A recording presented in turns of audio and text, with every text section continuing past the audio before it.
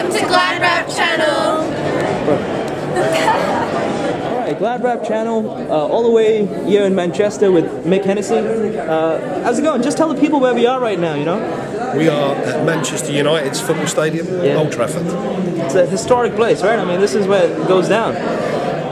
It's the place where they build dreams, isn't it? And stars, and this world-renowned, supporters from every part of the globe. Ultimate place of competition, right? It's a perfect place to host a press conference. A fantastic venue for a press conference, with Hughie Fury being a local lad, being from Manchester, and this is his football team.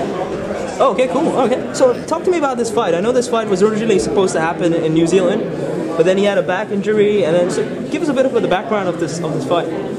Well, there's nothing you can do about that. It was a recurring problem that he had with his back, and you can't fight someone like Joseph Parker unless you're 100%. Okay. You know, he's a serious contender. He's a warrior, first-class fighter, and Hughie had to be 100%. And fortunately, our touch wood when we leave this, we're here, and they seem to be injury-free, the pair of them.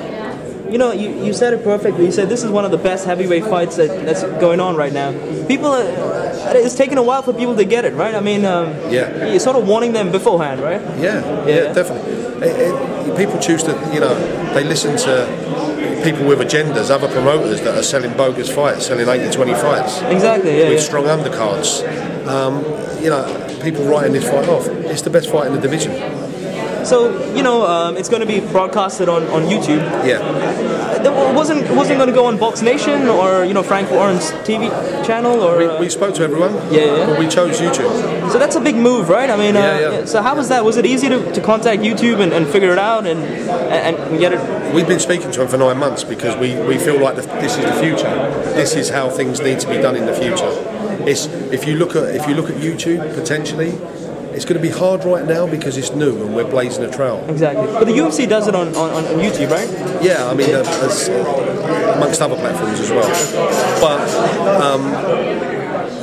1.5 billion users per month. That's what YouTube gets. Look at the potential. The potential is never ending. I mean, that site is just as popular. I mean, it's visited almost on a daily basis, right? Yeah. So there's a chance of capturing a global market, right? A huge market. We're already attracting a global market. Yeah. But as I said, this is a new concept. It's a new thing. It's going to be hard to crack on the first time, but we're prepared for that. As a company, we are investing in the future. Okay. So, how do you see this fight going? I mean, do you make predictions on the fight? I don't normally make predictions, but I feel like it's going to be explosive for the first half of the fight. Okay. And then I think class is going to take over, pure boxing ability, and I believe that's Hughie Fury's territory. How do you rate Hughie Fury? I mean, how do you rate his style? I mean, I know he's had an awkward, elusive sort of style. Well, look, first and foremost, he was a world amateur champion. A brilliant performance, absolute brilliant performance in winning that. He never gave up a round. 5 fights over 6 or 7 days. His pedigree is excellent. He's a master boxer. He's very deceptive. His timing is unique. People always say after they spar him or fight him, I couldn't hit him.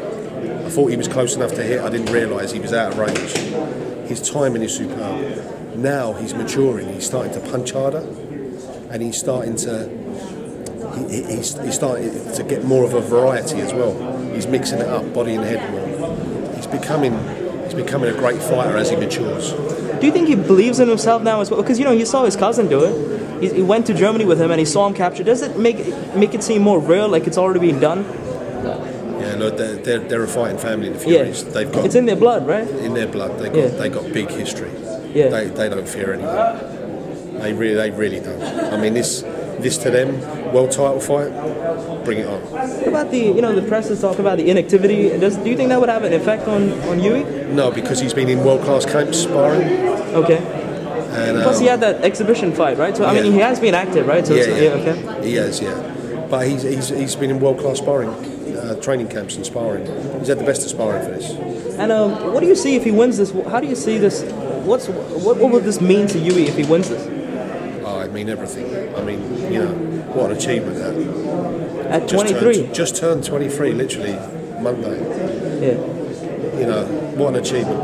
And I think as much as it will be big for him, I think it will be he'll be more pleased for his dad and for his family. And that's like Hughie's a really nice person, and he'll want this more for his family than he will for himself. Don't get me wrong, he wants it bad underneath, but he wants this for his family.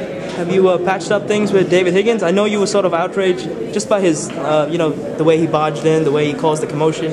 But have you mended things? I mean, has he mended things with you? Has he apologized, or? Listen, I've never fell out with him. He's like, you know, he's a character. Yeah. You know, he's volatile. You never know what you're going to get, and he's up and down like a yo-yo. You know, he's just like. I mean, it was crazy what he done the other day because it could have sparked a riot. Yeah. You know, it really could have. And Peter's not the guy to you know. Well, look, like Peter was upset. He was furious, obviously. Yeah. But you know, there was people there where it could have sparked trouble in the crowd, and that was crazy. He run the gauntlet really. He shouldn't have, you know, especially, you know. I mean, he's obviously had a few. That's for sure. Yeah. You know. Yeah, because it was bizarre. Have you seen something like this happen? I guess you have. I mean, you saw David Hayes, sort of maybe Glass, Del Chisora, or yeah. I've never seen a co-promoter exited from a press conference. I've never seen one exited before. But did you think his heart was in the right place? Or look, he's trying to do the best for his man. Yeah. He's on certain things around this. He's been outmanoeuvred, and he's obviously trying to do the best for his man. I don't blame him. He's fighting for Joseph, and Joseph should appreciate that. But, you know. All right. No, Mick, I think we're going to rush. But thank you so much for your time, man. Yeah, appreciate that. No thank worries. you so much, man. Cheers.